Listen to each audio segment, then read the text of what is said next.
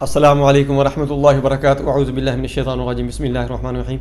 आज मैं आपको बताऊंगा कि किडनी स्टोन जो होती है, एक तो मैं आपको वाक़या बताऊंगा, एक इसकी ट्रीटमेंट और इसमें कॉम्प्लिकेशन क्या हो सकती हैं, इसकी ट्रीटमेंट कैसे कैसे की जाती है, सारी बातें बताऊंगा। पूरी वीडियो देखें, आपको बहुत ज़्यादा फ़ायदा होगा। मैं हूँ डॉक्टर हाफ़िज़ अब्दुल सत्तार अंजम, आप देख रहे हैं यूट्यूब चैनल। मेरा आज का जो मौजू है वो है success story kidney stone remove. Kidney stone जो होती हैं, गुर्दे के अंदर जो पथरियाँ होती हैं मुख्तलिफ़ किस्म की होती हैं। कैल्शियम ऑक्सलेट 2-3 कैटेगरी में ये होती हैं। मैं बज़ाते खुद जब इसकी ट्रीटमेंट करता हूँ, मेरी सक्सेस स्टोरी यही है कि जो मेरे पास मरीज़ आता है अल्हम्दुलिल्लाह वो कभी मैं नाकाम नहीं हुआ उसमें। और ये बेनिफिट भी उस मरीज़ को मिलता है कि जब मैं उसकी ट्रीटमेंट करता हूँ, मैं 1-2 दिन नहीं करता, मैं 2 से 3 माह कम से कम करता हूँ। वो किस लिए कि जो दोबारा उनकी पथरियाँ बनती हैं, स्टोन्स बनना शुरू हो जाती हैं। एक दफ़ा निकलवाई या लेज़र आपने ट्रीटमेंट ली या कोई मेडिसिन खा ली, वो खारिज हो गई, रिमूव हो गई, दोबारा फिर बनना शुरू होगी और फिर दोबारा उससे ज़्यादा तेज़ी से बनना शुरू हो जाती हैं। ये क्या होता है कि जो जिस्म के अंदर मवाद होता है, यानी कैल्शियम की अगर पथरी बनती है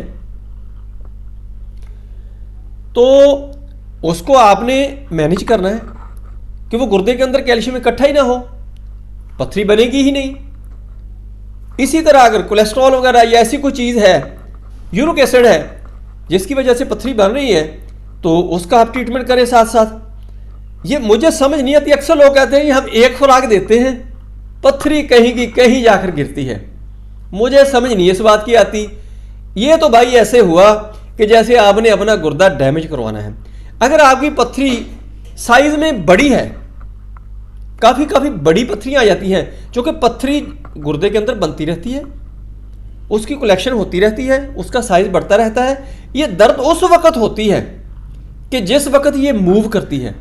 अगर ये मूव ना करे, अपनी जगह पर पड़ी रहे, तो दर्द महसूस ही नहीं होती। अक्सर मरीजों को दर्द महसूस ही नहीं होती, बहुत बड़े बड़े साइज हो जाते हैं।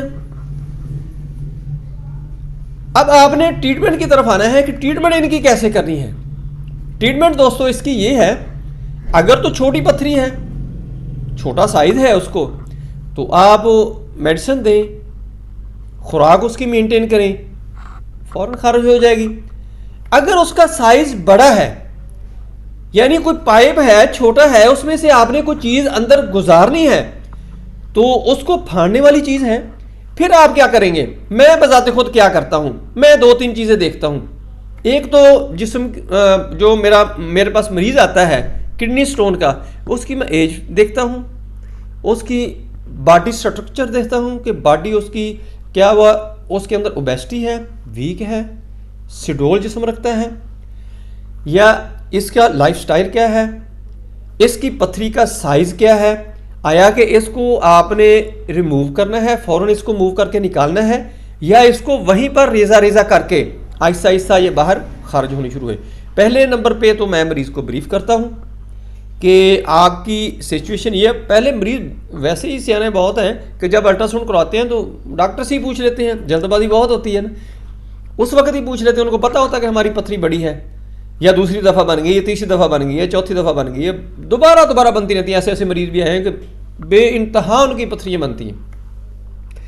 उनको बता दिया जाता है कि आपकी पथरी जो है वो आपकी रेज़ा की जाएगी मेडिसिन से, जैसे कलेक्शन हुई है उसकी वहीं पर उसको बिखेरा जाएगा।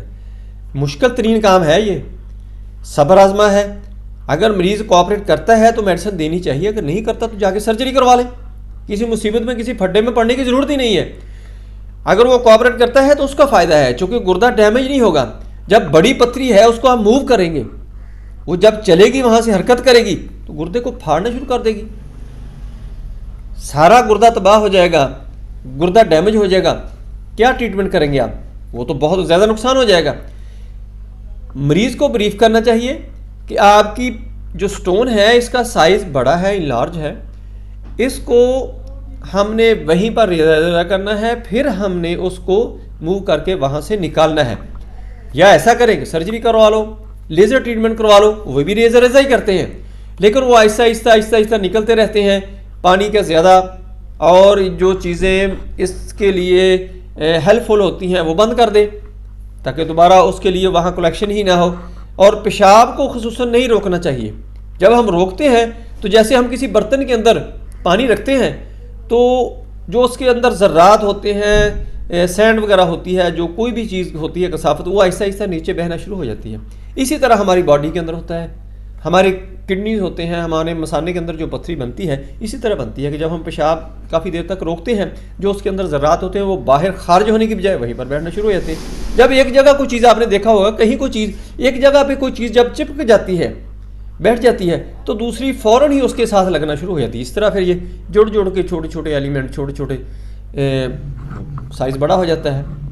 जब भी ट्रीटमेंट लेनी है या करनी है तो इन्हीं चीज़ों को मद्देनज़र रखते हुए आपने करनी है। इंशाल्लाह आप कामयाब रहेंगे। दोस्तों मेरी वीडियो पसंद आए इसको लाइक करें, दोस्तों रिश्तेदारों में शेयर करें, बेल आइकन को प्रेस करें, मेरे चैनल को सब्सक्राइब करें। अपना ख्याल रखें। Stay connected, stay happy, stay health. Allah हाफिज़। अस्सलामु अलैकुम वरहमतुल्लाह।